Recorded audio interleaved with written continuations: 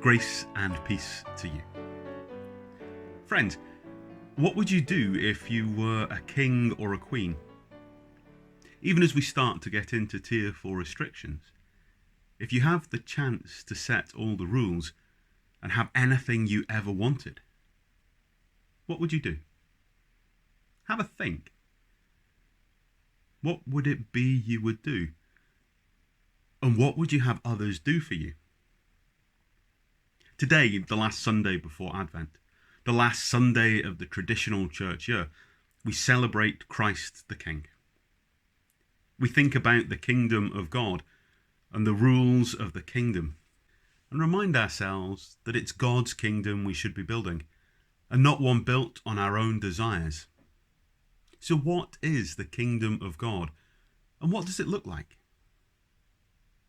The kingdom of God is wherever we find ourselves as we try to encounter God.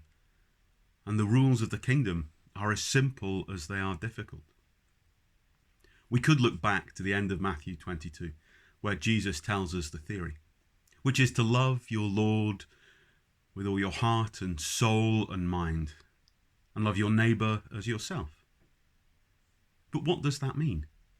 How do we do that? In today's reading, we hear about the sheep and the goats, but we hear more than that too. Matthew 25, reading from verse 31. When the Son of Man comes in his glory and all the angels with him, he will sit on his glorious throne, Jesus said. All the nations will be gathered before him, and he will separate the people one from another, as the shepherd separates the sheep from the goats. He will put the sheep on his right and the goats on his left.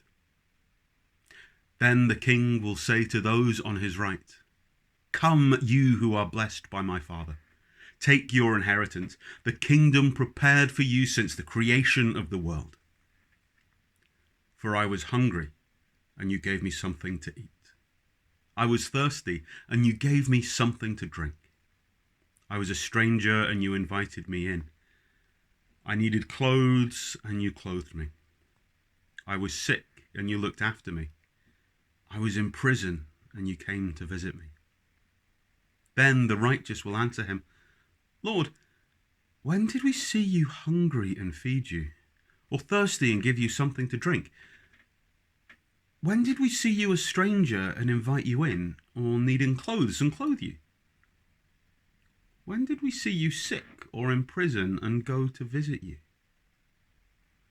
The king will reply, "Truly I tell you, whatever you did for one of the least of these brothers and sisters of mine, you did for me." Amen. That reading is quite challenging, as it forces us to think about the times that we have not given the hungry something to eat, or given the thirsty something to drink. Of course, the focus of this reading, the results of not doing or doing these things, is an eternity with or without God. But to focus on that misses the point. And although it's fair to say we don't know what comes next, we do know that God is big enough and loving enough to look after us with grace and love. But the main point, Christ the King and the rules of his kingdom. How do we serve the King? Jesus said, "Whatever you did for those in need, you did for me.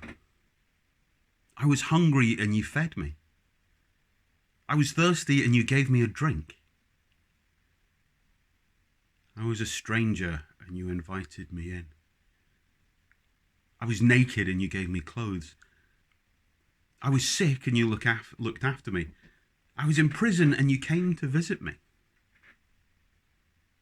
As so often is the case, through Christ's teaching, God turns our expectations upside down. 2,000 years ago, the expectation was that a king would acquire and build wealth.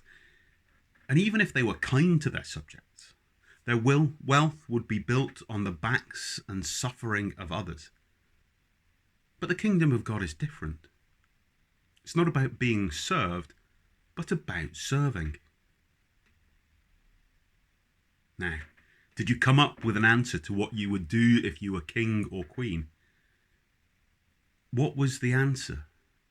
Was it feeding the sick or clothing the naked?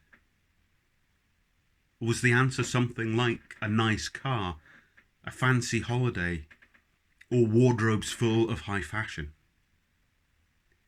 We are in the service of the King, and we are asked to serve others, not for our own benefit or to help us climb courtly ladders. We're asked to serve others for their sake. We are to love God with all our heart and soul and mind. That means we are to give ourselves over to the service of the King. We are to love our neighbour as ourselves, which means we are to serve Christ the King by serving our neighbour. Jesus said, "What you did for those in need, you did for me." When I had a lung condition, you wore a mask. When I couldn't wear a mask, you understood. When I was caring for the vulnerable, you took time to wash your hands. When I was sick, you cared for me. When I was a refugee, you welcomed me. We try to live under the rules of the kingdom of God. We try to serve Christ the King. Jesus said, "When you do this for those in need, you do it for me."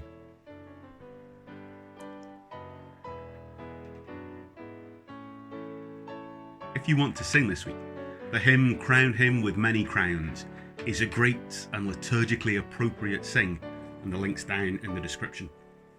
As you pray this week, pray for all those working on the vaccines for COVID-19 and all those planning for how they might be distributed.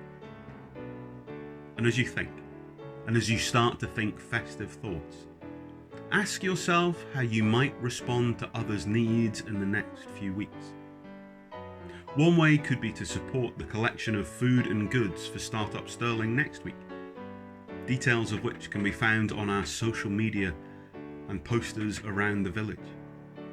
But for now, go and look for the face of Christ the King, looking for the King we serve.